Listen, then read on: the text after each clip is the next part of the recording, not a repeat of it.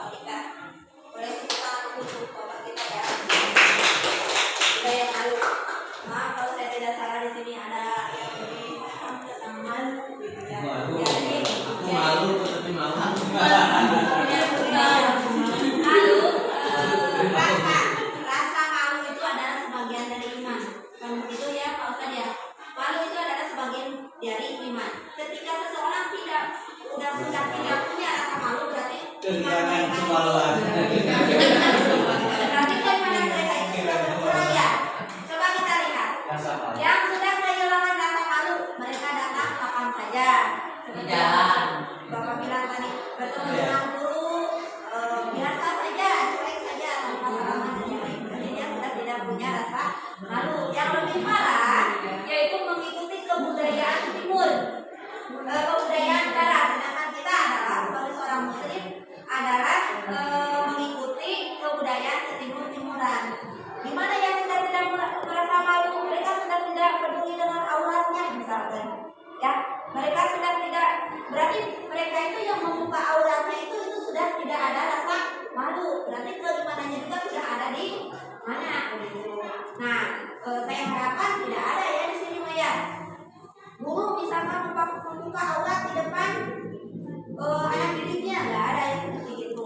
Mungkin cara berpakaian juga di sini sebagai guru, anak-anak itu jeli. Ya, anak-anak itu paling kritis dengan gurunya. Bahkan kacamata gurunya terbuka, anak-anak tahu. Gurunya berdadar nggak benar, anak-anak tahu ya. Nah, jadi kita tanamkan budaya malu itu terhadap diri saya sendiri. Tipsnya begini, mulai dari diri kita sendiri dan mulai dari sekarang. Kalau kita ingin berubah itu mulai dari diri sendiri. Misalkan menanamkan budaya positif di kelas kita aja dulu. Nah, setelah itu baru di lingkungan sekolah. Kemudian mulai dari sekarang. Kalau dari sekarang kita belum menerapkannya, mau kapan? Gitu ya. Mau kapan lagi? Jadi harus dari sekarang. Budaya malu itu yang seperti tadi Bapak bilang, mari kita kolaborasi bersama untuk menerapkannya terhadap anak didik kita.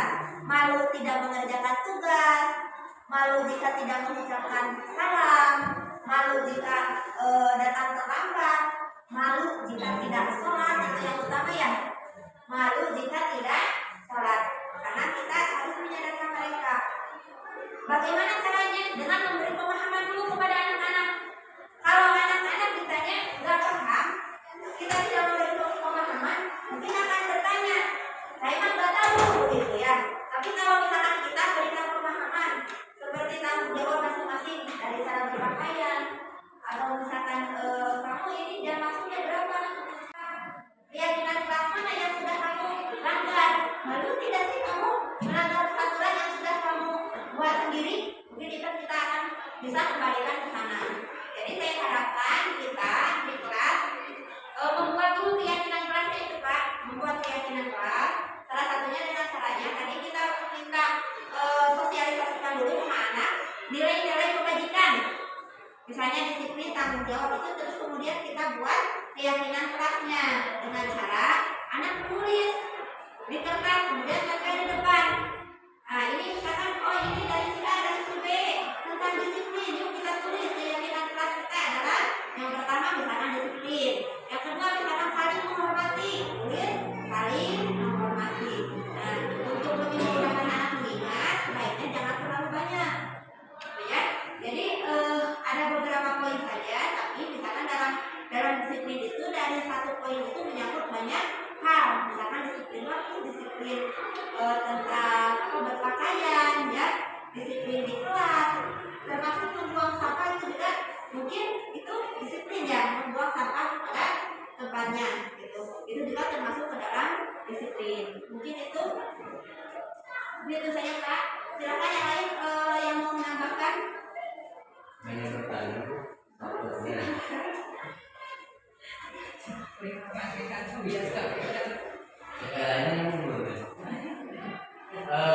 tadi di dalam kurikulum maaf saya keluar ke dalam belak balik Bu, ada istri kasihan sakit kalau dia. Terus di dalam pembelajaran kurikulum merdeka itu jangan memaksakan anak gitu dalam belajar ataupun dalam aturan yang di kelas ataupun yang di sekolah. Tahu saya gitu, yang namanya aturan baik perundang-undangan, hukum negara ataupun hukum agama, semua sifatnya sih memaksa. Gimana gitu?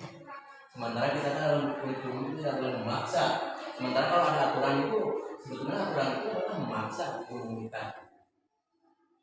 Kalau menurut saya kurikulum merdeka itu bukan aturan ya, tapi itu kebijakan dari pemerintah untuk menerapkan pembelajaran sekarang dengan kurikulum merdeka. Sebenarnya kurikulum ini sudah berjalan dari zamannya Bapak Pendidikan kita, dari zamannya Tiada Dewantara. Dia menerapkan bahwa kemerdekaan bukan berarti kebebasan semaunya, gitu ya, kebebasan semuanya. Nah bahkan Bapak Pendidikan itu memikirkan pendidikan dari zamannya dia, dari zamannya penjajahan sampai zamannya sekarang dengan satu filosofinya itu, yaitu pendidikan guru itu sebagai ibaratnya sebagai petani. Ini menyangkut ke kurikulum merdeka juga ya, sebagai petani, di mana petani itu memahami ilmu cara bertani. Nah siapa petani itu? Petani itu adalah kita sebagai guru. Nah kemudian lahannya mana? Lahannya adalah sekolah. Nah kita akan menanam anak tersebut dengan karakternya yang berbeda-beda. Mereka itu misalkan kalau diibaratkan benih, ada yang benih monteng, cabai, jagung, padi dan sebagainya. Nah kita menanamnya itu, memeliharanya itu dengan jenis sesuai dengan jenis benihnya tersebut. Kemudian tidak ada petani yang mulus langsung bertanam langsung subur, tidak ada. Di sana pasti ada hama, ya Pak. Ada ulat, ada ada belalang, ada yang lainnya ya. Jadi kita buang hamanya itu. Contohnya kalau di anak itu apa? Misalkan anaknya itu yang jarang sekolah, malas belajar dan yang lainnya, gitu ya. Nah, di sini diterapkan kurikulum merdeka itu, artinya merdeka itu mereka itu belajar sesuai dengan kodrat alamnya, dengan kodrat zamannya. Kodrat alam itu yang mana? Kodrat alam itu adalah sesuai dengan usianya dia. Misalkan anak kelas 1, usianya 7-6 tahun. Bagaimana cara kita memenuhi kebutuhannya di kelas? Anak ke kelas tinggi, kita kelas 5, kelas 6. Itu bagaimana? Secara kita kan tadi kebutuhan dasar manusia itu berbeda ya Pak. Ada 5. Mereka itu menginginkan kebebasan, mereka itu menginginkan kesenangan, mereka itu membutuhkan penguasaan gitu. Nah di sini kita berikan kepada anak itu sesuai kebutuhannya, sesuai dengan kodrat alamnya. Mereka itu waktu kecil masanya masa bermain. Kenapa tidak kita sebagai guru memberikan pembelajaran dengan menyalakan suatu permainan?